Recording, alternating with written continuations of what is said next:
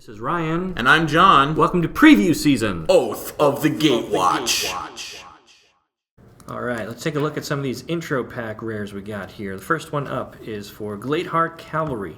I hope you managed to get some other support triggers out there, but this guy could also bring the noise and double the size of your Scion army all by himself when he hits the table. Yeah, he's not bad. So green limited decks tend to flood the board with Eldrazi Scions, and this is a thrive. And if Modern Masters 2015 taught us anything, it's that some decks want a thrive, and this is just a thrive with a 6/6 attached. The second paragraph of text is just gravy. Sure.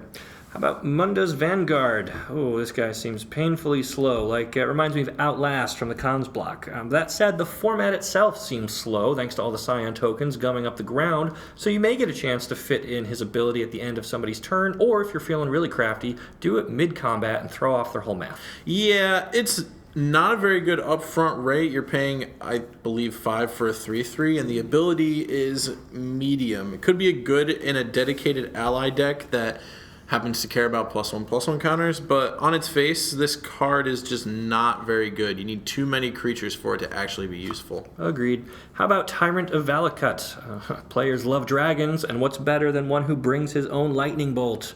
Red and blue seems to be the color pair for Surge, so if you play Two-Headed Giant, consider splitting those colors up with your partner. Each of you take one, and then you'll both reap benefits all game long. So here's a rule for Tyrant of Valakut that I really hope you follow.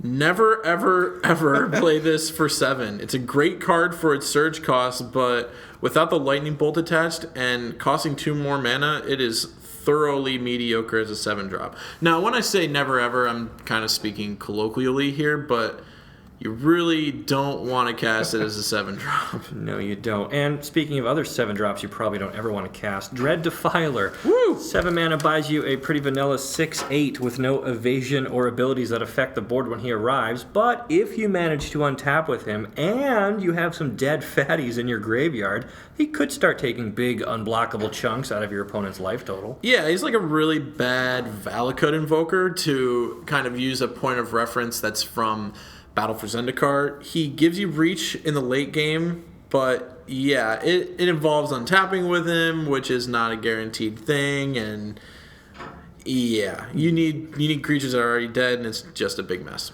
Well, hey, if you want dead creatures, how about you go for Deepfathom Skulker? Now, this guy can really reward you. Hey, listen, he can reward you for either having evasive creatures or lots of little ones that you can just suicide into an opponent, and then that'll net you some cards, right? Somebody's going to get through. They can't block everything.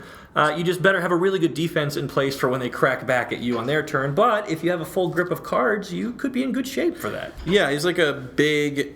If dreaddefiler is a big Valakut invoker, then Deepfathom Skulker is a big version of the commander favorite Edric Spymaster of Trest, by which you can just slam it on the table, attack with a bunch of little guys. Some of them are going to die, but some of them are going to get through and draw you cards and hopefully replace the creatures that died. And it's all a big self-sustaining engine of cards, all based on Deepfathom Skulker.